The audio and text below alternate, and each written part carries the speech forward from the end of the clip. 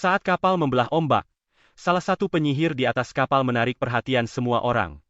Dia berteriak bahwa dia telah melihat pelabuhan. Dalam waktu singkat, dek berdengung dengan kegembiraan. Sudah 1,5 bulan, dan akhirnya mereka hampir sampai. Kapten Jack tidak bisa menahan senyum melihat para penyihir yang gembira, tetapi dia melihat Camilla tidak berbagi dalam perayaan. Dia berdiri terpisah, tampak lebih seperti dia baru saja menelan sesuatu yang asam. Jack yang penasaran, bertanya apa yang membuatnya tampak begitu muram. Dia pikir hari ini seharusnya menjadi hari yang baik. Pikiran Camilla ada di tempat lain, tidak terpaku pada siapapun kecuali Raja Kastil Gere. Meskipun beberapa penyihir telah melakukan perjalanan ke Neverwinter, dan dia telah menyanyikan pujian kota, gagasan tentang bangsawan masih meninggalkan rasa tidak enak di mulutnya. Dia akan menggumamkan sesuatu tentang para bangsawan yang semuanya orang jahat, tetapi Jack memotongnya, mengatakan jika dia tidak salah, bahwa dia juga seorang bangsawan dan berasal dari Kastil Gere. Camilla membuka mulutnya untuk membantah, tetapi yang keluar hanyalah desahan. Jack menghirup panjang dari pipanya, dan menatap ke arah samudera tak berujung. Dia merenung bahwa menilai seseorang hanya dari gelarnya tidak jauh berbeda dengan membenci seseorang hanya karena mereka seorang penyihir. Camilla terdiam lagi. Jack dengan cepat meminta maaf, mengatakan bahwa dia tidak bermaksud untuk bersikap filosofis padanya. Dia hanya tidak ingin masa lalu mengaburkan pandangannya. Saat itu, pengintai di The Crow's Nest berteriak bahwa mereka akan segera mendekati pantai. Camilla dapat melihat pelabuhan dihiasi dengan segala macam spanduk merah yang menyambut mereka ke Neverwinter. Dermaga-dermaga dipenuhi orang, bahkan anak-anak, yang melambaikan tangan dengan gembira ke arah kapal yang mendekat. Jack tidak bisa tidak terkesan. Nah, lihatlah, pesta penyambutan yang luar biasa. Jika tidak ada yang lain, raja ini layak dipercaya karena menggelar karpet merah. Tidakkah menurutmu? Apa yang tidak diketahui para penyihir, adalah bahwa panitia penyambutan telah dibayar untuk berada di sana. Wendy berdiri di samping Scroll, khawatir jika para penyihir dari pulau yang tertidur tahu, mereka mungkin tidak akan merasa senang dengan sambutan hangat itu. Tetapi Scroll, yang selalu realistis, menunjukkan bahwa mencari sukarelawan untuk menyambut sekelompok penyihir dari pulau yang tertidur, akan menjadi tugas yang berat. Tentu, penduduk setempat mungkin menerima penyihir, dan beberapa bahkan mungkin mengagumi serikat penyihir. Tetapi semua orang masih orang asing dari tanah yang jauh, ujar Scroll. Wendy mengangguk, melihat arti dalam kata-kata Scroll. Scroll lalu mengangkat bahu, mengatakan, kadang-kadang uang benar-benar membuat dunia berputar. Ketika para penyihir dari pulau yang tertidur mulai turun, sudah waktunya bagi Wendy untuk membuat pintu masuknya. Dengan senyum kakak perempuannya yang khas, Wendy dengan hangat menyambut mereka ke Neverwinter. Ikuti aku, katanya memimpin jalan. Dia membimbing mereka ke sebuah gedung apartemen yang dibangun khusus. Ketika mereka tiba, paduan suara kekaguman bergema di seluruh kelompok saat mereka melihat bangunan yang tinggi dan indah. Wendy menjelaskan bahwa tempat ini telah dibangun hanya untuk mereka, dan keberhasilan konstruksi sebagian besar berkat Leanne. Para penyihir menoleh ke Leanne dengan terkejut. Mereka selalu mengira kekuatannya hanya tentang memindahkan tanah ke atas dan ke bawah, tetapi ini adalah level berikutnya. Leanne tersipu, menggaruk kepalanya, dan mengatakan bahwa dia hanya membantu para pekerja membangun beberapa lereng. Ketika mereka perlu menambahkan lantai baru, dia hanya mengangkat tanah di dekatnya untuk membentuk platform yang melekat pada bangunan, sehingga mereka dapat bekerja dengan lebih mudah. Gadis-gadis itu kemudian menyuarakan keprihatinan yang ada di pikiran semua orang. Mereka bertanya kepada Leanne apakah dia menghadapi kebencian, atau jijik hanya karena menjadi penyihir. Leanne dengan cepat menggelengkan kepalanya. Tidak sama sekali, katanya meyakinkan mereka. Dia bahkan memberitahu mereka, bahwa para pekerja berbagi roti pipih mereka dengannya untuk sarapan. Wendy tahu bahwa banyak dari mereka masih memiliki keraguan dan kekhawatiran, yang benar-benar dapat dimengerti.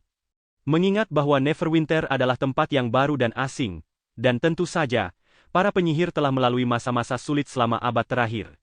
Namun, Wendy berjanji kepada mereka semua, bahwa mereka akan menemukan rumah di sini. Dia juga menjelaskan bahwa, bahkan jika mereka tidak bergabung dengan serikat penyihir, mereka masih bisa datang kepadanya untuk meminta bantuan dengan apapun, tidak peduli apa itu. Dari sela-sela, Scroll memberinya acungan jempol. Segera, Wendy memimpin kelompok itu ke dalam apartemen dan membagikan lembaran kertas untuk diisi semua orang, nama, tanggal lahir, dan kemampuan mereka. Saat dia membagikan formulir, seorang penyihir berambut merah berbicara, bertanya mengapa mereka perlu mengisi ini. Dia terdengar skeptis, karena hanya berencana tinggal di sini selama 2 hari, jadi menurutnya ini tampaknya tidak perlu. Penyihir lain menimpali, setuju. Putri Tilly sudah memberitahu kami bahwa kami tidak akan dipaksa untuk tinggal di sini, katanya. Aku sendiri berencana mengunjungi wilayah timur untuk melihat keluargaku. Beberapa penyihir yang lebih ragu mengangguk setuju. Namun, Abu melotot ke penyihir berambut merah itu. Itu adalah Azima dan kelompoknya, yang tampaknya kembali mengaduk-aduk keadaan. Wendy berkedip, terkejut, dan bertanya dengan rasa ingin tahu, siapa itu Abu? Dengan sedikit cemberut, seseorang menjelaskan bahwa dia adalah bagian dari kelompok penyihir dari wilayah timur. Saat itu, Tilly berjalan mendekat dan menawarkan permintaan maaf yang tenang. Dia menjelaskan bahwa kelompok ini memang tidak pernah sepenuhnya setuju dengan kepemimpinannya, tetapi dibandingkan dengan asosiasi Fajar Berdarah, mereka tidak berhati jahat. Tilly kemudian menoleh ke penyihir berambut merah. Meskipun dia mengerti bagaimana perasaan mereka, ingin kembali dan melihat semuanya sendiri, tetapi sekarang bukan waktu yang tepat. Meskipun gereja sudah pergi, masih ada banyak permusuhan terhadap penyihir di antara orang-orang biasa. Sebelum dia bisa menyelesaikan ucapannya, penyihir berambut merah itu memotongnya. Suaranya terdengar sedikit menantang. Justru itu alasannya. Kami harus melihat sendiri. Kami tidak mempercayaimu, Tilly. Bahkan, kami percaya kau ada di pihak saudaramu. Suara Ash menjadi dingin saat dia melangkah maju, menjulang di belakang penyihir berambut merah. Perhatikan nada bicaramu, Azima, katanya tegas. Azima melompat kaget, tetapi dengan cepat membalas. Apa kau akan bertarung denganku? Atau mungkin membunuhku di sini, seperti yang kau lakukan pada Heidi dan para penyihir Fajar Berdarah. Tilly tidak menyangka keadaan akan memanas secepat ini, tetapi sebelum dia bisa campur tangan, suara batuk tiba-tiba memecah ketegangan. Scroll berjalan sambil menghela napas lelah. Dia ingin semua orang mengambil langkah mundur. Melihat mereka dengan tenang, dia juga punya beberapa pertanyaan. Azima menatap Scroll sekilas, lalu bertanya, apa yang ingin kau ketahui? Scroll tidak langsung menanggapi. Sebaliknya, dia berbalik ke arah penyihir yang ingin kembali ke wilayah timur. Karena kau masih memikirkan kampung halamanmu, itu pasti berarti kau ditinggalkan oleh keluargamu. Jika itu masalahnya, kau mungkin dipaksa pergi karena tekanan gereja, dan akhirnya pergi ke lorong tidur. Gadis itu mengangguk setuju. Benar, Scroll melanjutkan. Beberapa tahun yang lalu, keadaan benar-benar buruk di wilayah timur. Setelah Garcia dan Timothy menyerbu wilayah itu, tempat itu dilanda perang. Ladang-ladang ditinggalkan, dan orang-orang hampir tidak bisa bertahan hidup. Banyak yang menjadi pengungsi. Tetapi 2 tahun yang lalu, Yang Mulia Rowland memulai sebuah program untuk melindungi para pengungsi ini, dan sekarang populasi Neverwinter telah melampaui 100.000 jiwa. Kebanyakan dari mereka adalah pengungsi dari seluruh Grey Castle. Mungkin keluargamu ada di antara mereka. Scroll kemudian bertanya, di mana dulu kau tinggal? Gadis itu menggelengkan kepalanya. Desaku tidak benar-benar memiliki nama. Beberapa orang yang telah bepergian menyebutnya 16, entah untuk alasan apa. Scroll, dengan ingatan fotografisnya, berpikir sejenak, lalu mengangguk. Tak lama kemudian, seseorang dari balai kota membawa seorang pekerja bernama Apa. Setelah mendengar berita itu, pria itu praktis berlari ke dalam ruangan. Matanya membelalak, tidak percaya saat melihat gadis itu. Apakah itu benar-benar kau, Lanoa? Tanyanya, suaranya mulai bergetar. Dia bahkan mulai bersyukur kepada para dewa karena gadis itu masih hidup. Gadis itu juga mengenalinya, wajah yang familiar dari masa lalunya. Lanoa adalah nama panggilan yang biasa digunakan ayah dan kerabat dekatnya untuk memanggilnya. Tetapi sekarang, dia dipanggil Doris. Doris menjelaskan bahwa semua orang di desanya mengira dia telah dibawa pergi oleh para penyihir. Dia lalu menceritakan kisahnya, dan dengan cemas bertanya tentang keluarganya. Ekspresi Apa menjadi gelap saat dia menggelengkan kepalanya. Dengan suara rendah, dia berkata, mereka tidak berhasil sampai musim dingin yang lalu. Doris menutup mulutnya karena kesedihan dan mulai menangis. Apa teringat bagaimana, di ranjang kematiannya, Ibu Doris terus mengulang-ulang nama putrinya. Dengan suara bergetar, dia mencoba menghiburnya, mengatakan bahwa ibunya pasti akan lega jika tahu putrinya masih hidup. Azima tidak tahan dengan pemandangan itu. Dia memalingkan muka, emosinya sendiri membuncah, sementara penyihir lain mulai menangis. Mengatakan bahwa dia juga merindukan keluarganya sendiri. Ruangan itu menjadi sunyi. Udara terasa berat dengan kesedihan. Tidak sampai Doris akhirnya tenang, Scroll berbicara lagi, memberitahu mereka bahwa inilah mengapa penting untuk mendokumentasikan setiap warga. Jika ada anggota keluarga mereka yang berhasil sampai ke Neverwinter, mereka akan segera diberitahu. Mungkin beberapa dari mereka sudah ada di sini, menunggu. Azima menundukkan kepalanya tanpa mengatakan sepatah kata pun. Scroll mengambil formulir itu lagi, meminta mereka untuk mengisinya, dan kali ini tidak ada yang keberatan. Saat mereka meninggalkan apartemen, Wendy tidak bisa tidak kagum dengan kemampuan Scroll untuk mengingat identitas 100.000 orang di Neverwinter. Tidakkah itu membingungkan? Tanyanya dengan rasa ingin tahu. Scroll mengangkat bahu dengan senyum tipis. Sejujurnya, aku tidak yakin bagaimana menjelaskannya. Pada awalnya, itu sedikit berlebihan. Tetapi seiring waktu semuanya mulai mengatur dirinya sendiri dalam benakku, seperti semuanya diurutkan secara otomatis. Selama aku memiliki kata kunci, aku dapat langsung mengingat informasi yang kubutuhkan. Seperti tadi, ketika Doris menyebutkan 16, itu karena desa ke-16 yang kami lewati dalam perjalanan kembali dari kota Golden Sickle adalah tempat rumahnya berada, lanjutnya. Dia kemudian menambahkan bahwa ketika Roland akhirnya menyatukan Grey Castle, dia tidak yakin seberapa banyak lagi yang bisa dia lacak. Wendy melirik Scroll. Sebuah pikiran melintas di benaknya. Apakah ini berarti Scroll akan berakhir dengan mengingat kehidupan setiap orang di tanah ini? Mungkin, dia adalah sejarah hidup mereka. Mereka segera tiba kembali di balai kota, ketika seorang pria tiba-tiba berlari ke arah mereka, memberitahu bahwa ada seseorang di aula utama yang menolak pergi. Orang itu menuntut untuk menemui kepala serikat penyihir. Sebelum pria itu bisa menyelesaikan ucapannya, orang yang dimaksud muncul. Dia tampak seperti petani tua dan jelas cemas. Ternyata, dia menemukan seorang gadis di luar kota, berlumuran darah. Gadis itu tampak seperti penyihir, tetapi dia hampir tidak sadarkan diri. Scroll mengerutkan kening, berpikir keras. Tidak ada penyihir yang dijadwalkan meninggalkan kota hari ini. Wendy dengan cepat bertanya, bagaimana kau tahu dia seorang penyihir? Petani itu ragu-ragu sejenak, lalu menjawab, yah, orang biasa biasanya tidak memiliki. Kau tahu, bagian tubuh hewan. Gadis itu punya ekor. Jantung Wendy berdebar kencang. Orang pertama yang terlintas di benaknya adalah Lura. Tanpa membuang waktu sedetik pun, dia mendesak pria itu untuk membawanya ke tempat gadis itu berada.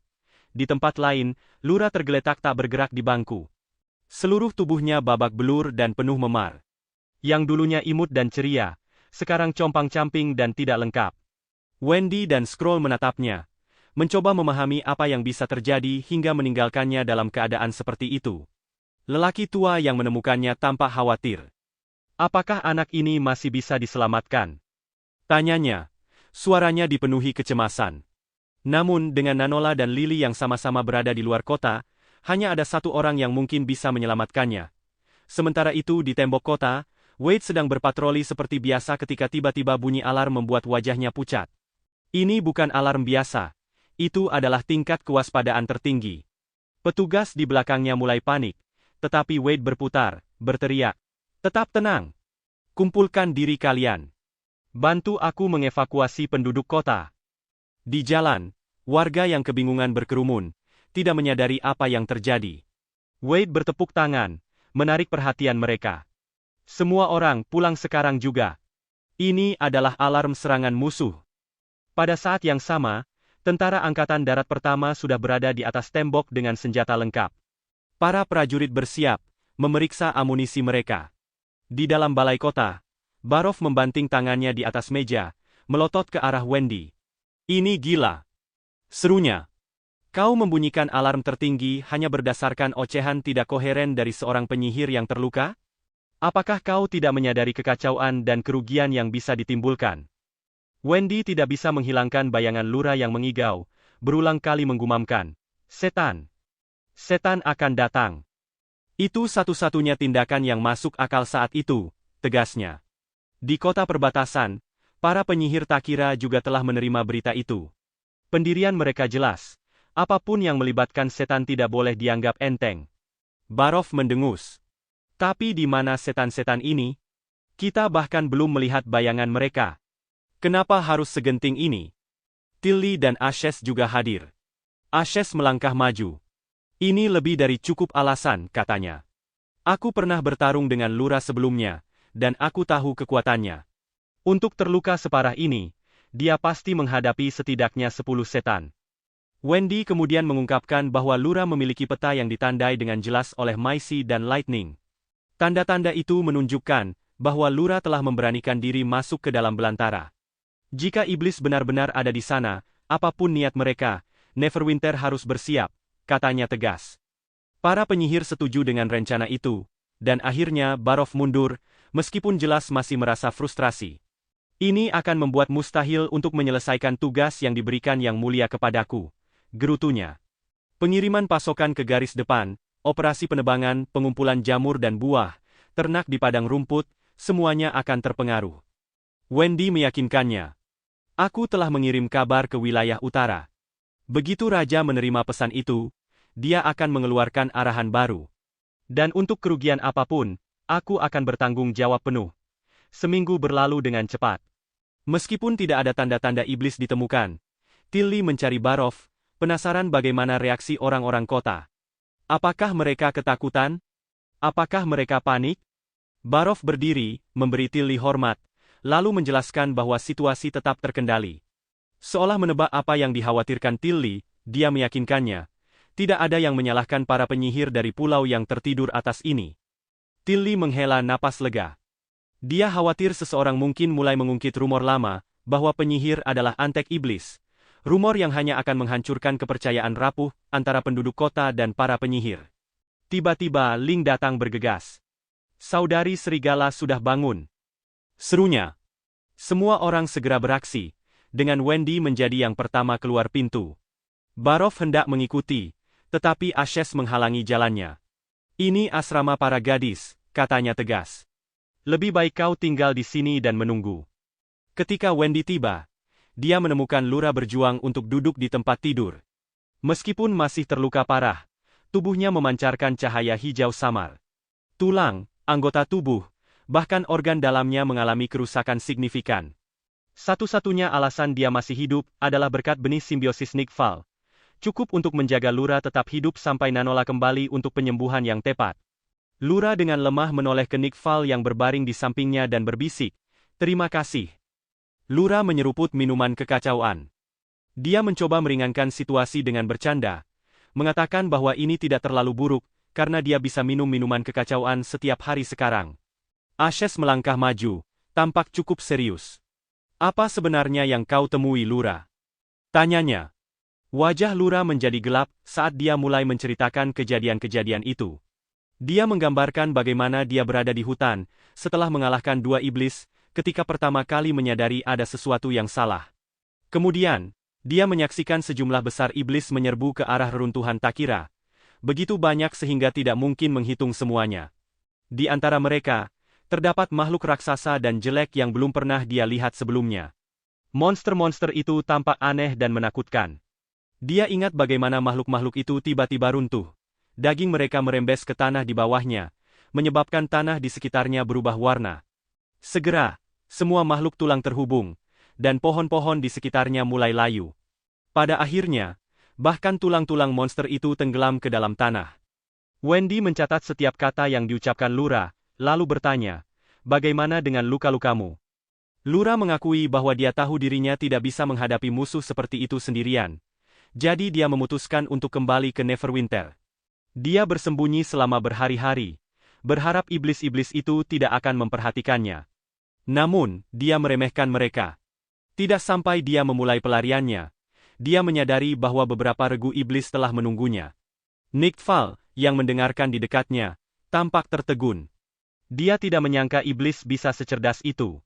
Tilly tenggelam dalam pikirannya, menawarkan kemungkinan bahwa mungkin ada iblis tingkat tinggi yang memerintahkan mereka. Ash menepuk bahu Lura dengan lembut, menawarkan sedikit kenyamanan. Ketika menghadapi musuh yang tidak dikenal, tidak ada rencana yang sempurna, katanya. Fakta bahwa kau berhasil melarikan diri dan membawa peringatan ini kepada kami sudah merupakan prestasi luar biasa. Wendy melihat dari dekat pintu, terkejut. Itu adalah pertama kalinya dia mendengar Ash memberikan pujian setinggi itu. Kelompok itu meninggalkan ruangan dan kembali ke aula, tempat mereka menceritakan semuanya sekali lagi. Para penyihir Takira yakin bahwa mereka tidak bisa membiarkan iblis menguasai reruntuhan Takira. Mereka percaya bahwa jika iblis berhasil membangun menara batu hitam, kabut merah bisa menutupi seluruh pegunungan. Salah satu penyihir Takira memperingatkan, pada saat itu, perlawanan apapun tidak akan berarti. Untungnya, mereka telah menemukan iblis lebih awal, dan masih memiliki setidaknya 3 tahun sebelum bulan merah turun. Itu berarti mereka punya waktu untuk bersiap dan menyerang lebih dulu. Tiba-tiba, Barov berdiri. Tunggu sebentar. Apakah itu? Roland? Bagaimana dia bisa ada di sini? Bukankah dia jauh di utara? Mari kita lanjutkan cerita ini. Barov berpendapat bahwa gerbang kota tidak bisa tetap waspada selamanya, karena pasukan iblis masih jauh. Dia menyarankan untuk mencabut kunci Tara, dan melanjutkan kembali operasi peternakan. Seorang pejabat lain menimpali, setuju dengan Barov. Dia mengingat bahwa Yang Mulia pernah berkata, bahwa membangun garis pertahanan yang lebih dalam akan meningkatkan ruang kesalahan bagi para pembela. Jika Lady Leanne dapat mendirikan beberapa menara sinyal di sepanjang perbatasan Prairie, atau mungkin menggunakan segel komunikasi, itu akan lebih baik, ujarnya. Salah satu penyihir Takira melangkah maju sambil memegang batu ajaib. Kami akan mengambil tugas itu. Kami tahu di mana iblis ditempatkan, jadi kami dapat menggunakan ini untuk memantau mereka tanpa titik buta. Wendy mengenali batu ajaib itu dengan jelas. Para penyihir Takira berpikir untuk menggunakan alat ilusi untuk pelacakan yang lebih tepat. Namun, ini akan membutuhkan seseorang untuk mendekati reruntuhan Takira agar berhasil. Tetapi tempat itu sudah dipenuhi iblis. Alia mengabaikan kekhawatiran itu dan menyebutnya tugas kecil, mengatakan bahwa setiap dari mereka siap untuk mengorbankan diri jika perlu. Tetapi Kaelie dengan cepat campur tangan, menggelengkan kepalanya. Rencana terbaik adalah yang tidak memerlukan pengorbanan, katanya. Dia kemudian memutuskan untuk mengambil tugas itu. Para penyihir dari lorong tidur baru saja tiba di sini, dan mereka harus mengambil beberapa tanggung jawab. Saat adegan bergeser, kita kembali ke utara. Gambar Roland sebelumnya dalam pertemuan itu pasti salah. Mari kita abaikan itu dan lanjutkan. Roland tampak tenggelam dalam pikirannya. Dia begitu terganggu sehingga dia bahkan tidak mendengar Nightingale memanggil namanya, sampai dia merasakan sensasi geli di dekat telinganya. Barulah dia tersadar kembali ke kenyataan. Nightingale tampak khawatir. Dia telah melihat Roland melamun selama berhari-hari, sejak dia melihat gambar-gambar itu. Apakah semuanya baik-baik saja? Tanyanya. Roland membocorkan kebenaran. Ini hanya sangat aneh. Aku tidak yakin mengapa laun dari dunia mimpi muncul dalam gambar-gambar itu. Aku tidak bisa memahaminya. Nightingale kini duduk di kursi santai. Aku tidak cukup pintar, jadi aku tidak bisa membantumu dengan ini, katanya. Tapi kenapa kau tidak berbicara dengan Anna? Roland menggelengkan kepalanya. Aku tidak menyebutkannya kepada Anna. Nightingale segera melompat dari kursinya, ekspresinya terkejut. Mengapa tidak? Tanyanya. Roland percaya bahwa ini adalah masalah yang hanya bisa dia selesaikan sendiri. Memberitahunya hanya akan membuatnya semakin khawatir, ujarnya. Nightingale berkedip beberapa kali, lalu tiba-tiba tampak memikirkan sesuatu. Senyum kecil merayapi wajahnya, dan untuk beberapa alasan, dia tampak senang. Tak terduga, dia mengeluarkan sepotong ikan kering dan memasukkannya ke dalam mulutnya, tampak cukup puas. Tolong, jangan beritahu siapapun tentang ini, pinta Roland. Pikiran Roland melayang kembali ke gambar laun. Bagaimana mungkin karakter fiksi dari dunia mimpi muncul selama hari-hari awal Federasi? Bahkan Agatha dan Phyllis tidak mengenali orang dalam gambar itu. Periode itu dalam sejarah Takira begitu jauh, sehingga yang bisa mereka tebak hanyalah bahwa dia mungkin adalah tokoh penting. Sepertinya Roland harus kembali ke dunia mimpi sekali lagi. Ketika Roland membuka matanya lagi, dia kembali ke sana. Dia mengangkat teleponnya dan memutar nomor Garcia. Garcia menjawab dengan cepat. Napasnya terdengar agak cepat, sepertinya dia sedang berlari. Ada apa? Tanyanya. Roland ingin menanyakan sesuatu padanya, dan segera mereka setuju untuk bertemu di pintu masuk gedung apartemen. Roland dengan cepat berpakaian, dan bergegas keluar dari kamarnya. Saat dia melewati ruang tamu, dia melihat Zero setengah tertidur, menggosok matanya. Tunggu sebentar. Gumamnya masih grogi. Aku akan merebus air panas. Melihat piyamanya terlepas dari bahunya, Roland dengan lembut menariknya kembali, mendukungnya sambil menyuruhnya untuk tidak khawatir dan bersiap-siap ke sekolah. Aku akan membawakan sarapan untukmu, katanya. Zero yang masih memegang sikat giginya, memperhatikannya dengan bingung saat Roland berlari keluar pintu, bertanya-tanya apa yang merasukinya. Roland bertemu Garcia di sebuah restoran kecil di lantai bawah. Dia memesan 2 mangkuk mie sapi, yang membuat Garcia sedikit jengkel. Roland terkekeh dan menjelaskan, Zero akan segera sekolah, dan aku perlu membawakan sarapan untuknya, jadi kita tidak bisa pergi terlalu jauh. Tak lama kemudian, pemilik warung membawa mangkuk mie mereka. Garcia mengucapkan terima kasih dengan sopan, lalu membentak sumpit kayunya, mengaduk mie di mangkuknya, meniupnya untuk mendinginkannya, dan mulai menyeruput. Roland tersenyum memperhatikannya. Sepertinya dia sering datang ke sini. Dia sempat khawatir Garcia tidak menyukai tempat-tempat kecil seperti ini. Garcia menyeringai. Itu semua kesalahpahaman. Aku sudah tinggal di sini selama 10 tahun, dan sudah mencoba setiap tempat makan di sekitar sini. Tapi sopan santun mengharuskan kita membawa orang ke tempat yang lebih bersih dan lebih bagus. Juga, aku tidak suka ditatap. Saat Roland melihat sekeliling, dia menyadari bahwa Garcia benar. Bukan hanya pelanggan lain di warung itu yang melirik mereka, tetapi bahkan orang-orang yang lewat pun menatap ke arah mereka. Dia ingin meminta maaf, tetapi Garcia menyenggolnya. Ada apa? Tanyanya. Roland langsung ke intinya. Aku ingin bertemu dengan mentormu. Garcia mengangkat alisnya, jelas terkejut. Roland kemudian menjelaskan bahwa dia merasa sangat buruk karena melewatkan pertemuan terakhir mereka dan ingin meminta maaf secara langsung. Meskipun terkejut, Garcia menggelengkan kepalanya. Mentorku tidak akan mau menemuimu lagi.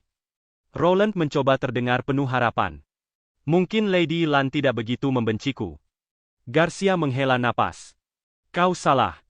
Mentorku tidak tahan dengan orang yang tidak menepati janji. Roland masih mendesaknya untuk setidaknya menelepon. Garcia memberinya tatapan penuh pengertian, seolah meragukan bahwa dia hanya ingin meminta maaf. Roland ragu-ragu lalu berkata, kalau aku juga bisa mendapatkan beberapa tips pelatihan, itu akan bagus. Garcia mengeluarkan ponselnya, dan mulai memutar nomor. Bisakah aku mendapatkan nomor mentormu? Tanya Roland. Tidak bisa, jawab Garcia. Hanya kartu asosiasi khusus yang bisa melakukan panggilan itu. Saat panggilan tersambung, dia menyuruh Roland untuk diam. Beberapa menit kemudian, panggilan berakhir. Garcia menoleh ke Roland dengan cemberut. Jadi, bagaimana hasilnya? Tanya Roland, setengah berharap. Dia menolak, tentu saja. Garcia membentak, tampak sedikit kesal. Aku bahkan dimarahi hanya karena menanyakannya. Dari nada suaranya, jelas bahwa mentornya benar-benar kecewa dengan Roland. Roland tidak dapat mempercayainya. Dalam hatinya dia berpikir, ini tidak masuk akal. Dia tidak tampak begitu kesal terakhir kali. Namun, jelas bahwa dia tidak akan mendapatkan pertemuan yang dia harapkan. Dia kemudian bertanya, kapan aku bisa mengunjungi markas? Garcia menatapnya. Saat kau bisa menangani peristiwa erosi sendiri, dan menjadi pejuang marshal resmi. Itu saja syaratnya. Roland berpikir dalam hati sambil mengangkat mangkuknya, dan meminum sup hingga tetes terakhir. Dia lalu mengingat pernyataan Samar Lance beberapa waktu lalu. Aku penasaran. Apa maksudnya ketika dia mengatakan bahwa perang ilahi tidak lama lagi? Garcia bersandar di kursinya dan menjelaskan. Mentorku percaya pada sebuah buku yang ditulis lebih dari setengah abad yang lalu, berjudul Alasan Keberadaan. Itu adalah karya filosofis yang berspekulasi tentang kemunculan dan evolusi peradaban, membingkainya sebagai bagian dari sesuatu yang disebut pilihan Tuhan. Dia kemudian menambahkan, tapi jangan salah paham. Para dewa di sini bukanlah makhluk yang dipersonifikasikan. Ini lebih seperti seperangkat aturan. Atau mungkin tujuan di balik kelanjutan semua hal. Pikiran Roland berpacu. Ini adalah buku lain yang belum pernah kudengar. Mungkin ini berarti buku itu hanya ada di dunia mimpi ini. Dia kemudian bertanya, bisakah aku meminjam buku itu? Garcia menatapnya dengan rasa ingin tahu, tetapi tidak menolak. Aku akan memeriksanya di perpustakaan markas. Jika aku ingat. Kembali di dunia nyata, Roland merasa tidak lebih dekat dengan jawaban yang dia cari. Jika ada, pikirannya malah semakin kusut. Tiba-tiba, petir menyambar ke tendanya. Lightning muncul, memegang seekor burung di tangannya. Pesan dari Neverwinter. Serunya. Roland mengambil surat itu, dan meratakannya di atas meja. Saat dia membacanya, dia tidak bisa menahan diri untuk tidak membeku karena terkejut. Tentara iblis telah muncul di hutan belantara. Roland dengan cepat mengumpulkan semua orang bersama-sama. Berita tiba-tiba itu mengacaukan rencananya, memaksa mereka untuk menghentikan serangan lebih awal. Perintah pertamanya adalah bahwa semua pasukan akan mulai menarik diri dari kota suci secara bertahap. Dia mengumumkan bahwa dia akan pergi lebih cepat dari jadwal, bertujuan untuk kembali ke Neverwinter secepat mungkin. Suasana ruangan menjadi tegang. Kapten bertanya, bagaimana dengan kerajaan Fajar? Andrea tidak mengatakan apa-apa, tetapi kecemasan di wajahnya sulit untuk disembunyikan. Roland memandang mereka berdua, dan meyakinkan Andrea, bahwa Neverwinter tidak akan meninggalkan sekutu manapun. Dia berjanji untuk melanjutkan rencana penyelamatan Otto, dan untuk Raja Fajar, dia dan anak buahnya akan membayar harganya. Seperti yang dikatakan Roland, murka Wimbledon mungkin lambat, tetapi tidak pernah meleset dari sasarannya. Dia menambahkan bahwa ini bukanlah sesuatu yang perlu dikhawatirkan oleh Angkatan Darat Pertama. Dia akan menanganinya setelah pertemuan. Ketika pertemuan selesai, Roland meminta Andrea untuk tetap tinggal. Dia menjelaskan bahwa pasukan utama Angkatan Darat Pertama harus kembali dan mempertahankan Neverwinter, jadi mereka harus sedikit mengubah rencana. Namun, dia mengatakan padanya untuk tidak khawatir, karena dia telah meyakinkan para penyihir Takira untuk mengambil alih tugas mereka. Lalu, dia berhenti sejenak, mengetahui bahwa bagian selanjutnya akan sulit. Masalahnya sekarang adalah bagaimana menjaga ketertiban di Kerajaan Fajar. Ini memberinya sedikit pilihan selain membiarkan 3 keluarga bangsawan mengambil alih. Andrea ragu sejenak, lalu dengan cepat menunjukkan bahwa jika memang begitu, itu berarti Roland tidak akan mendapatkan banyak dari situasi ini. Roland mengangguk, mengetahui bahwa dia benar. Dia mengerti, tetapi saat ini, dia lebih suka tidak membiarkan para bangsawan berbalik melawan mereka.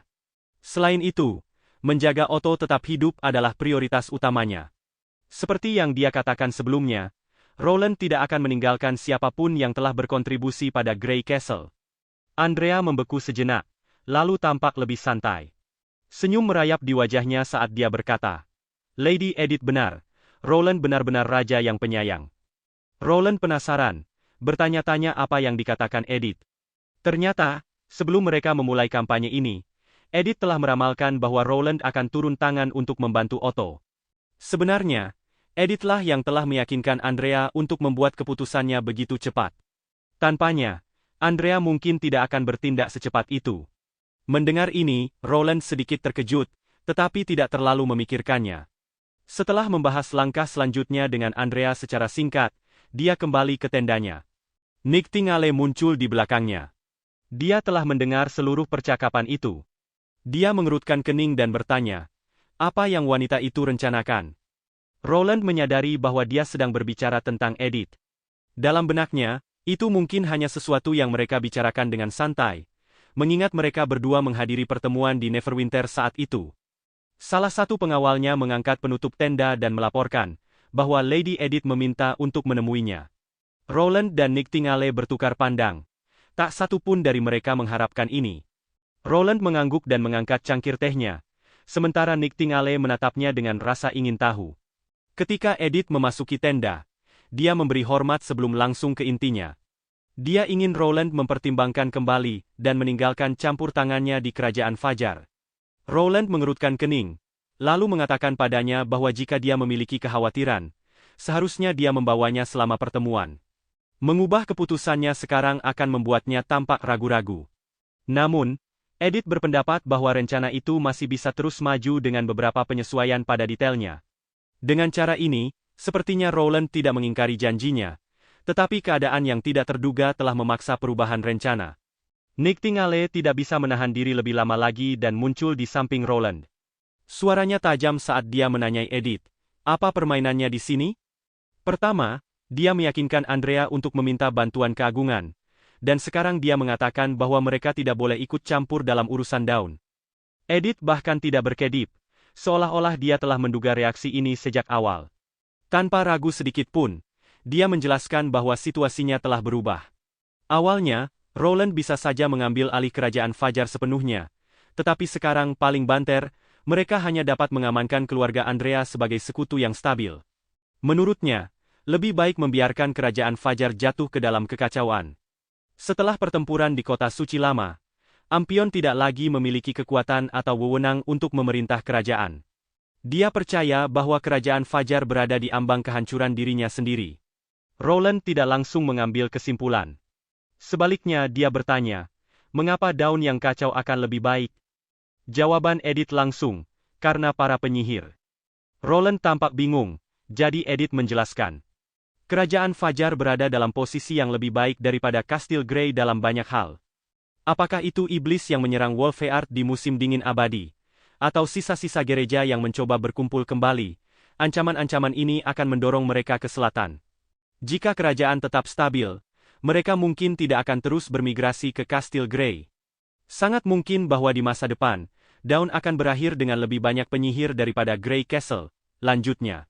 Dan itu bukanlah sesuatu yang aku, atau siapapun di Grey Castle ingin lihat. Nightingale terdiam sejenak sebelum akhirnya berbicara. Bukankah itu hal yang baik jika setiap orang dapat hidup dengan damai? Namun, Edith membalas dengan pertanyaannya sendiri. Apakah kau pernah mempertimbangkan apa yang bisa terjadi jika banyak penyihir membangkitkan kemampuan luar biasa di Dawn? Mereka dapat langsung mengubah keseimbangan antara kerajaan. Dia mengambil Anna, Agatha, dan Sarah sebagai contoh. Dia mengklaim bahwa begitu banyak penyihir di Neverwinter memiliki kekuatan luar biasa, karena Neverwinter telah unggul dibandingkan wilayah lain. Tentu saja, kepemimpinan Rowland, serta pengetahuan dan visinya, tidak tertandingi. Tetapi bagaimana dengan masa depan? Tidak ada yang hidup selamanya. Jadi, 100 tahun dari sekarang. Pengetahuan itu pada akhirnya akan menyebar di luar Neverwinter, dan para penyihir dari The Witches Union akan menua dan meninggal. Tetapi bagaimana jika kerajaan Fajar menghasilkan seorang penyihir yang tak tergantikan? Meja akan berbalik, dan kemudian Grey Castle mungkin menemukan dirinya sendiri tertinggal. Rowland mulai bertepuk tangan, jelas terkesan. Itu adalah deduksi yang brilian, katanya, benar-benar terkejut dengan pandangan jauh Edith. Tetapi terlepas dari wawasannya, dia tidak akan mengirim ulang perintah yang sudah dia berikan. Edith terkejut, hendak berdebat lebih jauh ketika Rowland memotongnya. Dia tahu apa yang akan dikatakannya. Mungkin sesuatu seperti bahwa seorang raja sejati harus memprioritaskan kepentingan kerajaan di atas segalanya. Tetapi ada sesuatu yang terlewatkan. Dia berhenti sebentar, dengan senyum penuh pengertian di wajahnya, lalu mengatakan padanya bahwa dunia ini memiliki jenis penguasa lain, bahkan mungkin jenis sistem pemerintahan yang berbeda. Edith menatapnya, jelas bingung. Tidak yakin apa yang dia maksud. Rowland terkekeh. Misalnya, seseorang yang idealis di hati. Waktu berlalu dengan cepat, dan segera malam tiba. Kami menemukan diri kami di sebuah ruangan kecil yang nyaman, di mana Anna sedang duduk di meja, mencatat sesuatu. Mendengar suara, dia menoleh. Melihat bahwa itu Rowland, dia bertanya, selesai dengan pertemuan? Rowland tampak agak lelah, mengangguk saat dia melepas mantelnya. Anna bangkit, membawa baskom berisi air, dan tersenyum. Dia menyuruhnya untuk merendam kakinya agar bisa bersantai, lalu mereka bisa berbicara. Dia kemudian berlutut untuk membantunya melepaskan sepatu dan kaus kakinya. Awalnya, Rowland bersikeras untuk melakukannya sendiri, tetapi pada akhirnya, dia bahkan tidak memiliki pilihan untuk mengatakan tidak. Anna menggunakan kemampuannya untuk memanaskan air, dan saat kehangatan mengelilingi kakinya, Rowland tidak bisa menahan diri untuk tidak menghela napas panjang, merasa lega. Anna duduk di sampingnya dan bertanya apakah ada kabar baik dari pertemuan hari ini. Bagaimanapun, sejak mereka menerima surat dari Neverwinter, Roland tidak memiliki momen kedamaian sejati. Bersandar pada Anna, dia menceritakan semua yang terjadi di pertemuan hari ini. Sebelum mereka menyadarinya, hari sudah malam. Setelah mendengar keseluruhan cerita, Anna tersenyum, tetapi dia tidak percaya bahwa masa depan akan berubah seperti yang diprediksi Edith. Roland menatapnya dengan rasa ingin tahu.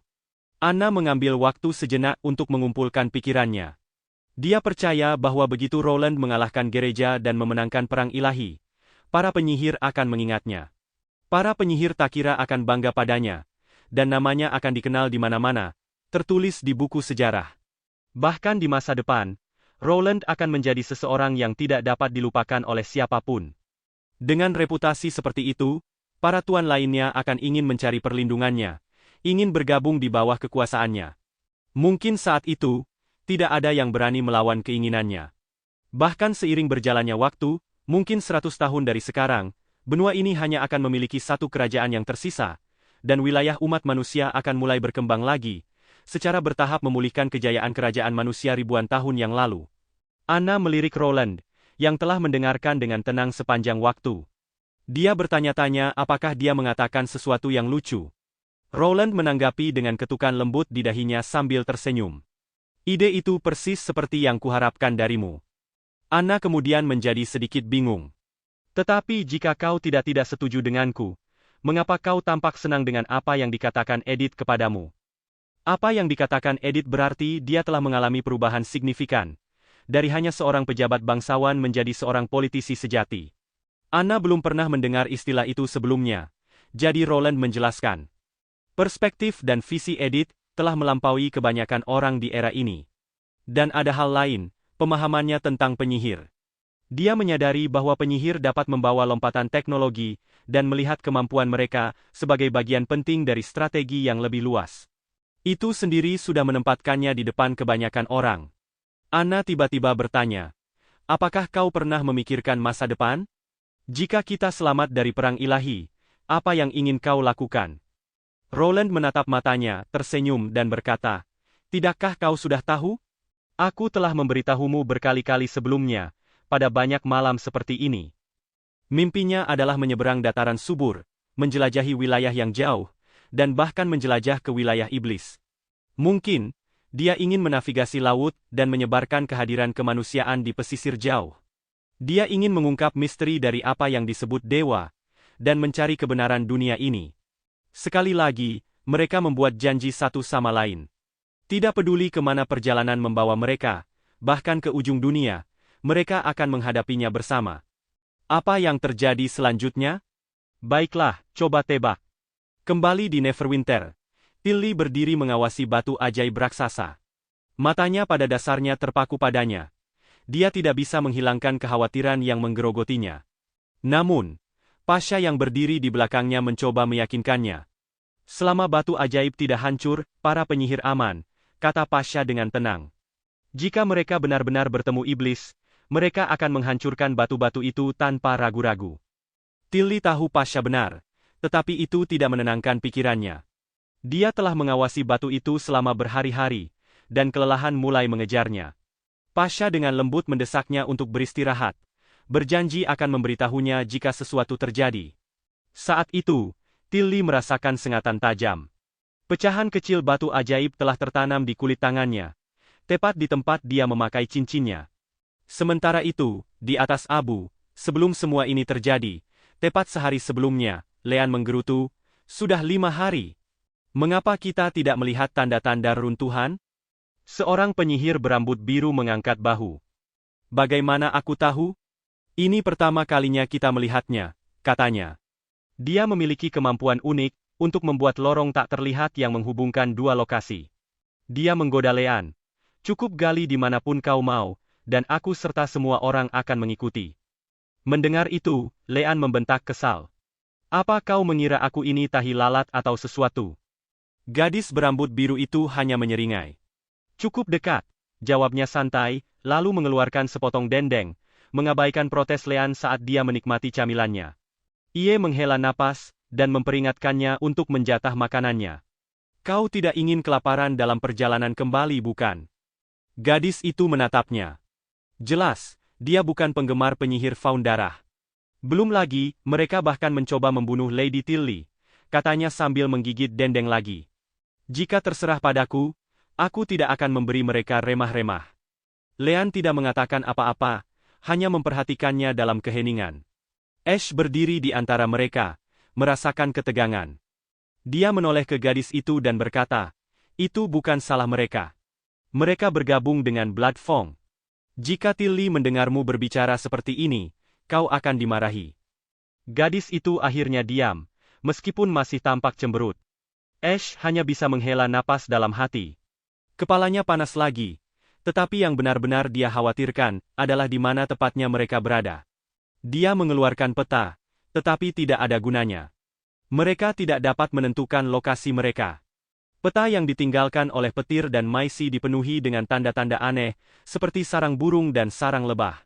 Tidak ada yang masuk akal bagi mereka. Tiba-tiba, dia bersemangat dan memberi isyarat agar semua orang diam. Mereka semua mendengarkan dengan saksama, dan segera mendengar langkah kaki berat di atas mereka. Sekelompok iblis bergerak di atas kepala mereka. Kelompok itu berbisik di antara mereka sendiri, menyadari bahwa itu pasti regu patroli. Kabar baiknya, itu berarti mereka menuju ke arah yang benar. Kabar buruknya, mereka tidak dapat melihat keluar, sehingga mustahil untuk menempatkan batu ajaib secara akurat, atau mengukur seberapa jauh mereka dari reruntuhan Takira. Ashes terdiam, berpikir sejenak sebelum memutuskan bahwa dia akan terbang di malam hari untuk melihat. Namun, yang lain dengan cepat menyuarakan kekhawatiran mereka. Terbang akan membuatmu menjadi sasaran empuk, kata mereka. Tanpa ada tempat untuk bersembunyi, kau akan menjadi bebek duduk. Selain itu, Tilly telah menyebutkan bahwa Ashes hanya bisa mengendalikan jalur terbangnya ke atas dan ke bawah. Jika dia ketahuan, melarikan diri akan hampir mustahil. Namun, Tilly bersikeras. Begitu kita cukup dekat, yang perlu kau lakukan hanyalah naik ke sana dan menghancurkan batu ajaib itu. Leanne bertanya, tapi bagaimana jika iblis terbang melihatnya? Ashes tidak akan bisa menggunakan kekuatan penuhnya di udara. Ashes tersenyum. Aku punya rencana, katanya. Para penyihir bertukar pandang, ingin tahu. Ashes terus menjelaskan bahwa selama pendakiannya, satu-satunya ancaman nyata adalah binatang raksasa dengan iblis di atasnya. Dia memiliki 3 strategi berbeda dalam pikirannya. Jadi, pada dasarnya, itu tergantung pada apakah dia menghadapi 1, 2, atau 3 binatang. Jika lebih dari 3 muncul, dia akan menanganinya seolah-olah hanya ada 3, memastikan bahwa dia siap untuk apapun. Apa yang kau bicarakan? Para penyihir menatapnya tercengang. Leanne hanya membenamkan wajahnya di tangannya, jengkel. Gadis itu di sebelahnya tertawa begitu keras, hingga perutnya sakit. Jika dia Maisi, dia benar-benar akan setuju dengan rencana itu, katanya sambil tertawa. Ashes memperhatikan mereka dengan campuran geli dan kesal. Kenapa kalian tidak mendengarkanku sebelum kalian mulai tertawa? Namun, gadis itu tidak bisa menahan diri untuk menggodanya. Sekarang aku mengerti kenapa Maisi selalu suka bekerja sama denganmu. Pada akhirnya, Ashes berhasil meyakinkan semua orang untuk mengikuti rencananya. Saat matahari mulai terbenam, kelompok itu bersiap untuk aksi. Sebuah lorong terbuka, dan Ashes diteleportasi keluar. Yang lain hanya bisa berdoa dan berharap rencana gila ini akan berhasil. Menurut Ashes, jika dia bertemu dengan satu iblis, dia akan menangkapnya hidup-hidup. Jika ada 2, dia akan mengalahkan mereka. Tetapi jika ada 3 atau lebih, dia akan mundur segera. Leanne berpikir mereka tidak punya pilihan yang lebih baik, jadi mereka mungkin juga melakukannya. Ashes menyalurkan sihirnya ke dalam cincinnya dan mulai naik. Malam itu gelap pekat, dengan hanya cahaya bulan untuk membimbingnya. Saat dia melihat sekeliling, dia menyadari tidak ada tanda-tanda reruntuhan. Mereka masih dikelilingi oleh hutan. Apakah kita berakhir di tempat yang salah? Pikirnya. Tepat saat dia merenungkan langkah mereka selanjutnya, dia mendengar sesuatu di dekatnya. Dia melihat ke arah itu, tetapi tidak terlalu memperhatikan. Mereka telah menempuh jarak yang cukup jauh, tetapi kesalahan kecil telah menyebabkan mereka melayang lebih jauh dari target mereka. Sebelum dia bisa mengetahui langkah selanjutnya, iblis itu melihatnya. Seekor binatang kerangka yang membawa beberapa iblis menyerang langsung ke arahnya tanpa ragu-ragu. Ashes mengeluarkan batu ajaib dan menghancurkannya, lalu terjun lurus ke bawah. Ini adalah skenario terburuk, ada lebih dari 3 iblis. Saat dia jatuh ke tanah, sebuah terowongan muncul di depannya. Dia menyilangkan tangan di atas kepalanya, bersiap untuk benturan, tetapi tidak ada cara untuk memperlambat. Untungnya, seseorang menggunakan kekuatannya untuk membawa Ashes ke tempat pemberhentian yang aman. Meskipun begitu, dia tidak bisa menahan diri untuk berkomentar. Wow, Ashes, kau lebih berat dari yang kau lihat. Ashes dengan cepat menyuruh semua orang untuk mundur ke hutan. Dia memperingatkan, iblis akan datang. 3 hari kemudian, kelompok itu kembali, tetapi mereka tidak terlihat dalam kondisi terbaik. Tilly senang melihat semua orang aman, tetapi dia tidak bisa menahan diri untuk berjalan ke Ashes. Aku tidak percaya seseorang yang mengaku sebagai ahli wilderness, bahkan tidak bisa mengatakan arah mana utara. Katanya sambil menggodanya. Dia mulai menyeka tanah dari wajah Ashes sambil bertanya, bagaimana kau bisa menemukan jalan ke ibu kota kerajaan Grey Castle saat itu? Ashes mengangkat bahu, mengingat hari-hari itu. Dulu selalu ada pengejar dari gereja. Aku hanya harus menangkap satu dan bertanya arah, katanya santai. Dia mencoba menepis kecelakaan terakhir mereka dengan mengatakan, kita tidak terlalu jauh. Setidaknya kita melihat reruntuhan Takira. Jika iblis tidak meluncurkan serangan besar seperti itu, kita pasti akan memperhatikannya. Tilly berhenti sejenak sebelum membentak. Tanpa red mist yang cukup, mereka tidak dapat meluncurkan serangan skala besar. Yang perlu kita khawatirkan adalah serangan tiba-tiba dari iblis. Dan dengan strategimu, kita hanya akan melihat sekilas ekor mereka. Pasha berbicara. Fakta bahwa semua orang berhasil kembali dengan selamat adalah yang terpenting. Sejujurnya, posisi ini tidak terlalu buruk. Dia melanjutkan dengan menjelaskan. Roland telah mengirim kelompok penyihir pertama kembali kemarin, dan Sylvie ada di antara mereka. Bersamanya di sana, kita sekarang dapat menangani peringatan dini, dan mendapatkan gambaran yang jelas tentang jumlah musuh. Tetapi untuk saat ini, semua orang harus beristirahat. Tilly masih tampak kesal, dan memerintahkan Ashes untuk mengikutinya. Tiba-tiba, Pasha tersenyum pada Ashes dan berkata, kau tahu, Tilly benar-benar khawatir tentangmu. Wajah Tilly langsung memerah, dan dia mempercepat langkahnya, jelas malu.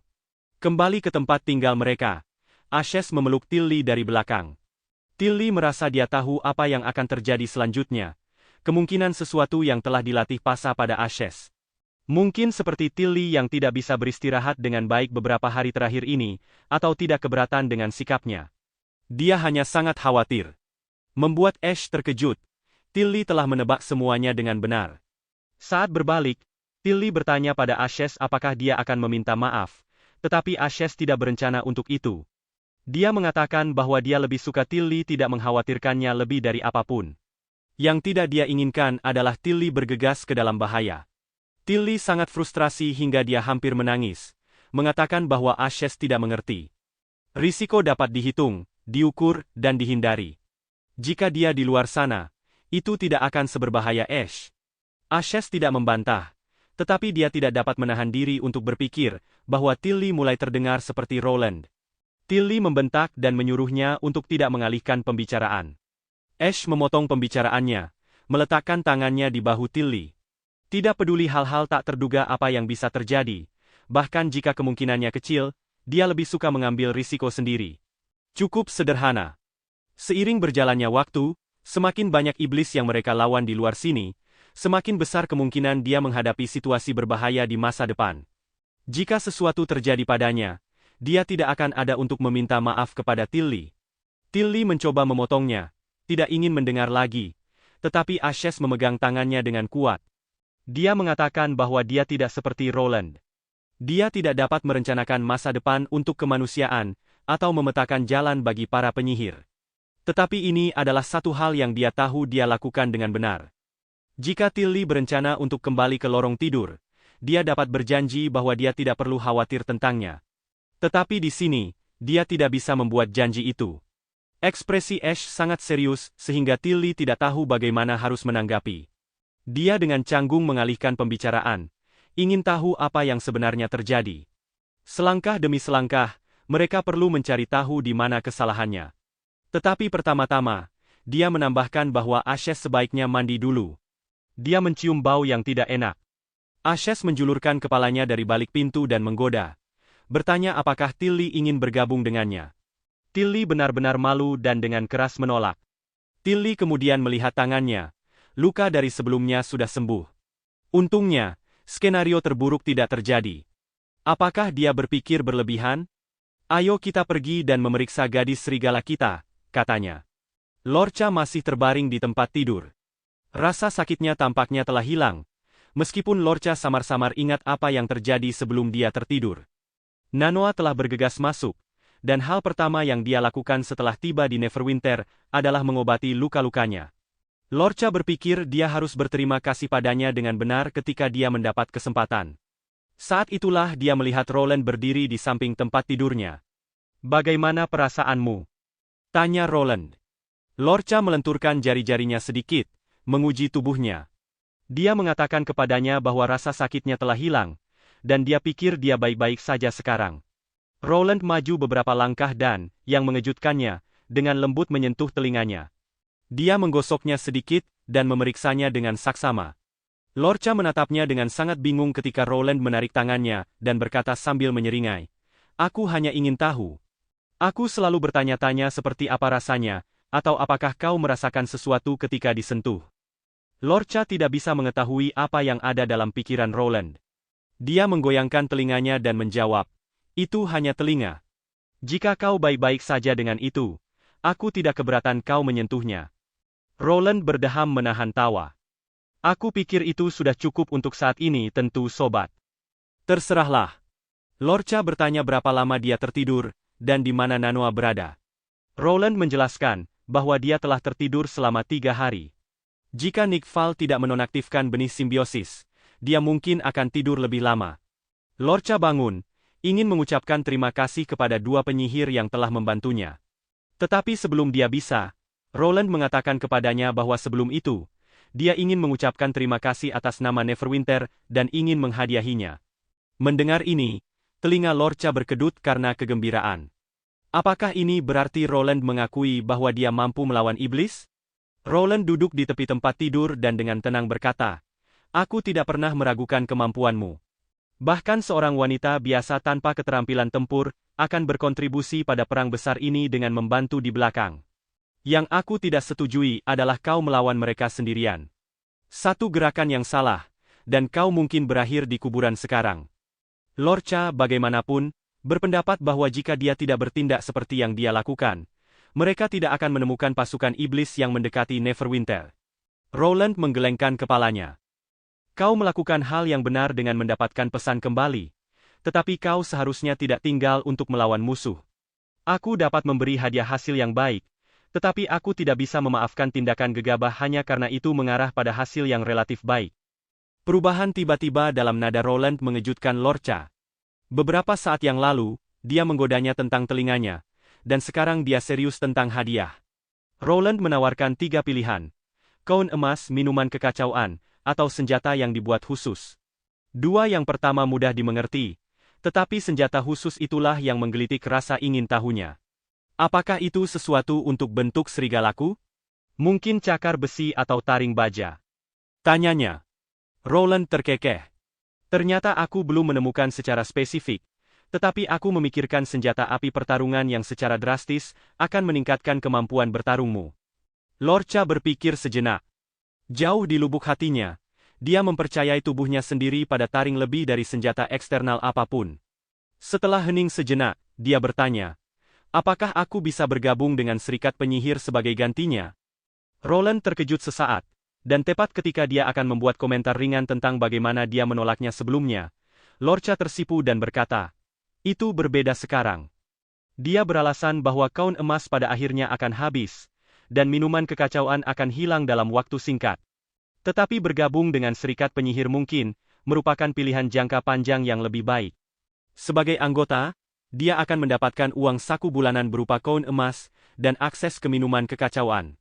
Pikiran itu membuat ekornya bergoyang-goyang dengan gembira. Melihat ekornya bergoyang, Roland hampir kehilangan kendali atas tangannya, tetapi berhasil menahan keinginan untuk mengulurkan tangan. Dia mendengarkan ketika Lura terus menjelaskan bahwa dia sudah berjanji untuk menjelajahi wilderness dengan Maisie. Yang mencerahkan, bergabung dengan serikat penyihir akan membuat petualangan mereka lebih mudah, dan itulah hadiah yang benar-benar dia inginkan. Roland tersenyum dan bertanya padanya apakah dia sudah memutuskan. Lura mengangguk, bersemangat untuk menandatangani kontrak. Roland mengatakan padanya bahwa tidak ada yang perlu terburu-buru, dan Wendy akan datang nanti untuk menjelaskan semuanya. Untuk saat ini, dia akan meminta dapur mengirimkan makanan, sehingga Lura bisa beristirahat. Untuk berterima kasih kepada Nanat dan yang lainnya, akan ada banyak kesempatan.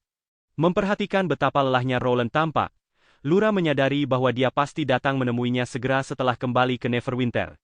Melihatnya pergi, telinganya sedikit terkulai, dan dia tenggelam kembali ke bantalnya, tenggelam dalam pikiran. Mungkin dia harus mulai mempercayainya sedikit lebih banyak. Setelah meninggalkan kamar Lorca, Roland berjalan ke aula. Para penjaga membuka pintu, dan ketika semua orang melihatnya, mereka segera berdiri. Semua pejabat tinggi Neverwinter berkumpul di sini. Roland mengambil tempat duduknya di kepala meja, dan memberi isyarat agar semua orang duduk. Tujuan dari pertemuan ini jelas. Neverwinter tidak bisa membiarkan iblis membangun pijakan di dataran yang subur, terutama tidak terlalu dekat dengan perbatasan mereka. Musuh tiba lebih awal dari yang diharapkan, tetapi mereka tidak terlalu jauh di belakang. Roland berkata sambil memindai ruangan. Dia memberitahu mereka bahwa kastil besar hampir bersatu, yang berarti mereka sekarang dapat memfokuskan semua upaya mereka pada iblis. Mengusir mereka keluar dari reruntuhan Takira akan menjadi prioritas utama mereka berikutnya. Ya, Yang Mulia. Ruangan itu menjawab dengan serempak. Wendy adalah orang pertama yang berbicara. Dia percaya bahwa asal-usul iblis harus dipublikasikan kepada warga lebih cepat daripada nanti. Jika mereka tidak mendahului ini, seseorang dapat menggunakannya untuk melawan mereka nanti. Alia mengangguk setuju. Meskipun dia tidak memiliki banyak kepercayaan pada kemampuan orang-orang biasa, dia mengakui bahwa mereka masih penting dalam perang yang akan datang. Dia percaya bahwa rasa takut itu seperti cambuk. Jika digunakan dengan benar, itu dapat mendorong orang maju. Roland setuju dan menugaskan Barf untuk menangani pengumuman publik. Dia kemudian mengalihkan perhatiannya ke Wade dan Departemen Kepolisian. Untuk siapa saja yang mencoba menyebarkan rumor atau kekacauan di malam hari, dia mungkin tidak perlu memberitahu mereka cara menghadapi orang-orang ini. Mendengar ini, kedua pria itu mengangguk. Pasha penasaran tentang strategi Roland untuk menghadapi iblis di dekat reruntuhan Takira. Dia menawarkan untuk mengirim para penyihir Takira ke garis depan. Roland menyebarkan peta dan menjabarkan rencananya. Pendekatan paling aman yang dia yakini adalah menyiapkan posisi artileri dan menghancurkan pasokan kabut merah iblis dari jarak jauh. Meskipun mereka memiliki cukup meriam jarak jauh, mereka tidak sepenuhnya siap. Tanpa tanah padat untuk berdiri, akan sulit mempertahankan posisi mereka di bawah serangan iblis. Rintangan pertama adalah memecahkan masalah transportasi. Adegan bergeser ke tambang lereng utara. Sekelompok orang mengikuti dari dekat di belakang Roland, saat dia menarik kain putih dari sesuatu yang besar. Mata Petro membelalak kaget. Apakah itu kereta bertenaga uap? Tidak, itu kereta. Roland mengoreksi dan menjelaskan bahwa itu adalah bentuk transportasi revolusioner dan kunci untuk memecahkan masalah logistik mereka. Barra dengan cepat menangkap ide Roland.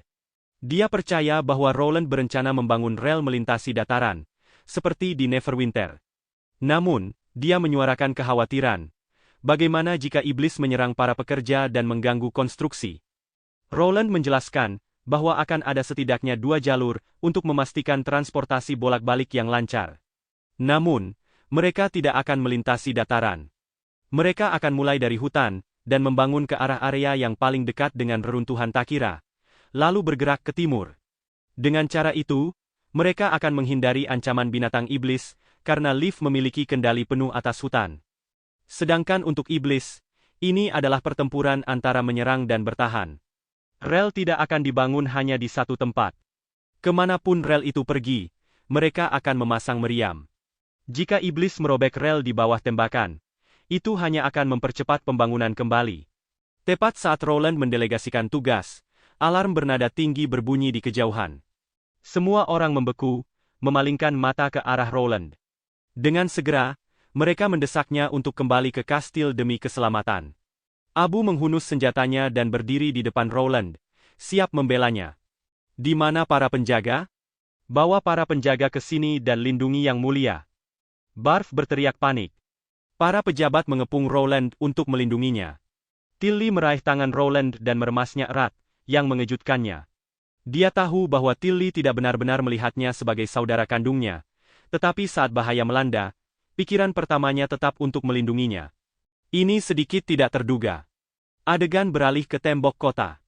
Mata Sylvie tertuju pada ancaman yang mendekat, menghitung 6 iblis menunggangi binatang raksasa menuju langsung ke arah mereka. Mereka seharusnya tidak menyerang. Pikirnya. Bukankah mereka seharusnya menjaga batu Tuhan di tambang hukuman dekat reruntuhan, menunggu bulan merah? Mengapa mereka menyerang lebih dulu? Tentara pertama dengan cepat menanggapi alarm. Kapten Tembok meneriakkan perintah, memberitahu semua orang untuk bersiap berperang. Meriam Tembok sudah pada posisi, dan berkat telepon yang sekarang terpasang, para pejabat di Tembok menerima pembaruan dengan cepat. Sylvie memperkirakan bahwa iblis bisa menyerang Fifth Street, Ninth Street, atau bahkan Central Square. Namun, masih ada warga sipil di sana yang belum sepenuhnya dievakuasi. Tiba-tiba, Sylvie menyuruh mereka menunggu. Iblis-iblis itu memanjat lebih tinggi. Apakah mereka mencoba terbang melewati tembok? Kembali ke tembok kota. Tembakan terdengar, tetapi mengenai target di udara terbukti sulit. Kemudian, tanpa peringatan, iblis itu berhenti. Sylvie melihat dengan ngeri saat salah satu dari mereka mengangkat tombaknya. Lengannya membengkak aneh, bersiap untuk melempar. Turun! Dia berteriak, tetapi sudah terlambat. Iblis itu melemparkan tombak tulang dengan kekuatan mengerikan. Itu menembus dinding, melukai dan membunuh beberapa prajurit. Secara mengejutkan, iblis tidak menindaklanjuti dengan serangan lebih lanjut. Sebaliknya, mereka menjatuhkan sesuatu dari langit dan berbalik pergi. Yang mereka jatuhkan ternyata serangkaian gambar mengganggu. Seorang pria berlutut, seorang wanita terikat, dan seekor serigala. Apa yang telah dijatuhkan iblis ternyata menjadi serangkaian gambar yang mengganggu. Seorang pria berlutut, seorang wanita yang diikat, dan seekor serigala. Setelah menerima berita itu, Rowland merasakan campuran kebingungan dan kemarahan. Iblis tidak hanya menyerang dan kemudian dengan santai terbang, tetapi mereka juga meninggalkan pesan ejekan. Ini adalah tindakan provokasi yang terang-terangan, tetapi Rowland tahu bahwa hal terakhir yang mereka mampu saat ini adalah bertindak impulsif. Dia menyebarkan gambar-gambar itu, menghubungkan mereka untuk membentuk pesan. Seorang manusia berlutut, seorang penyihir yang diikat, tembok kota yang terbakar, dan tulang-tulang berserakan di tengah reruntuhan. Pesannya jelas. Menyerah, gadis serigala, meletakkan senjata mereka, dan hidup. Jika mereka melawan, mereka akan mati. Pasha angkat bicara, mengatakan bahwa ini bukan hanya ancaman, tetapi sebenarnya jebakan. Dia pernah mendengar tentang taktik ini sebelumnya. Dia mendesak Rowland untuk tidak mempercayai sepatah kata pun yang dikatakan iblis. Rowland bertanya-tanya apakah dia pernah mengalami ini sebelumnya. Dia melanjutkan untuk menjelaskan sejarah.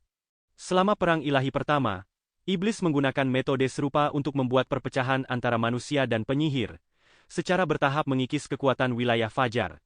Pada masa itu, manusia biasa dan penyihir memerintah berdampingan. Di tengah-tengah perang, dua kota besar di wilayah tengah membentuk koalisi untuk melawan iblis. Satu-satunya perbedaan antara kedua pasukan adalah bahwa yang satu dipimpin oleh penyihir, dan yang lainnya sepenuhnya oleh manusia biasa. Selama pertempuran sengit, Tuan Manusia tiba-tiba mengkhianati para penyihir, memotong mereka selama retret, dan menggunakan batu hukuman Tuhan untuk melawan mereka. Pengkhianatan ini kemudian dikenal sebagai perpecahan Twilight, pelajaran pahit yang tidak akan pernah dilupakan Federasi. Sejak hari itu, umat manusia secara bertahap terpecah menjadi dua kelompok yang berbeda. Namun, bab gelap ini tidak dicatat dalam buku-buku sejarah, tetapi diturunkan di antara jajaran Federasi yang lebih tinggi. Pasha percaya bahwa ancaman iblis dan taktik memecah belah mungkin tampak kasar, tetapi ini adalah taktik yang mereka pelajari dari manusia. Rowland memandang Pasha dengan tidak percaya, sementara semua orang bertukar pandangan bingung. Bagian selanjutnya katanya hanya untuk Rowland dengar, sehingga yang lain tidak bisa mendengar. Pasha melanjutkan, menjelaskan rumor yang dia dengar. Sebelum Perang Ilahi Pertama, atau mungkin bahkan lebih awal, ada cerita tentang manusia yang melakukan kontak dengan iblis. Saat itu, iblis tidak berbeda dengan binatang buas. Manusialah yang mengajari mereka pengetahuan. Beberapa orang percaya inilah mengapa iblis tingkat tinggi secara bertahap mengambil bentuk humanoid. Namun, 3 kursi teratas menolak ini sebagai omong kosong dan melarang diskusi apapun tentang hal itu di antara penduduk. Hanya penyihir tingkat atas yang pernah mendengar rumor ini. Roland tetap diam sejenak sebelum bertanya, apakah dia percaya rumor ini. Pasha mengatakan dia tidak yakin apakah itu benar. Itu hanya akan membuktikan bahwa mencoba berkomunikasi dengan iblis adalah jalan menuju penghancuran diri. Tetapi Roland penasaran apakah rumor mengatakan bahwa manusia ini adalah penyihir atau hanya abadi. Ada versi yang berbeda, Pasha menjelaskan. Keduanya telah diwariskan. Jika sebuah kerajaan mengabaikan ancaman iblis, mereka akan melanjutkan serangan mereka sampai penguasa menyerah. Metode ini bekerja dengan baik terhadap kota-kota yang lebih lemah. Roland menyeringai. Jadi itu berarti mereka akan kembali. Dia memanggil Baref dan memerintahkannya untuk menyiapkan kompensasi bagi prajurit yang gugur. Tidak ada cara yang lebih baik untuk menghormati yang gugur selain dengan darah musuh mereka, katanya. Untuk perangkap mereka, dia akan memastikan iblis mengerti bahwa ini bukan perang ilahi yang pertama lagi. Saat malam menjelang, Roland masih duduk di kantornya, tenggelam dalam pikirannya. Sekarang jelas baginya bahwa setelah Lura melarikan diri kembali ke Neverwinter, para iblis telah berulang kali mengintai perbatasan barat. Bagaimana lagi mereka bisa tahu bahwa ini pada dasarnya adalah kota manusia dan berusaha menggunakan ancaman yang sama yang telah mereka gunakan selama Perang Ilahi pertama?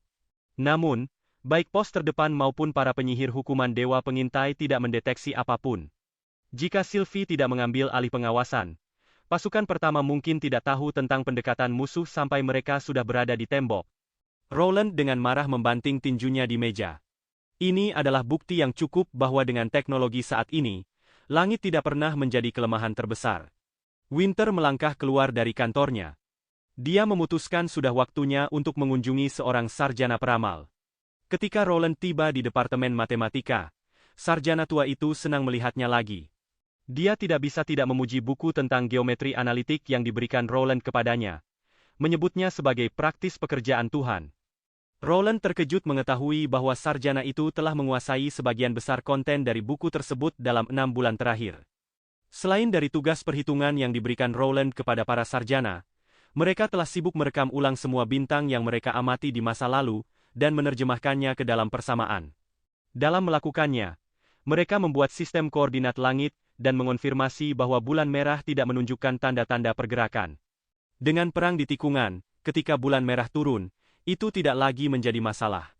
Karena itu, Roland menyerahkan kepada sang sarjana tugas lain yang harus diselesaikan sesegera mungkin. Namun, kali ini bukan hanya tentang perhitungan. Mereka harus bekerja dengan Angkatan Darat Pertama untuk memecahkan masalah dunia nyata. Sang sarjana awalnya mengira itu mungkin seperti terakhir kali mereka mengerjakan tabel penembakan artileri. Tetapi Roland menggelengkan kepalanya. Tidak, ini lebih rumit dari itu, katanya. Roland menjelaskan bahwa dia membutuhkan perangkat yang dapat memprediksi pergerakan target. Itu harus dikontrol oleh 2 persamaan yang saling bergantung. Satu menggambarkan perpindahan horizontal, dan yang lainnya menggambarkan perpindahan vertikal.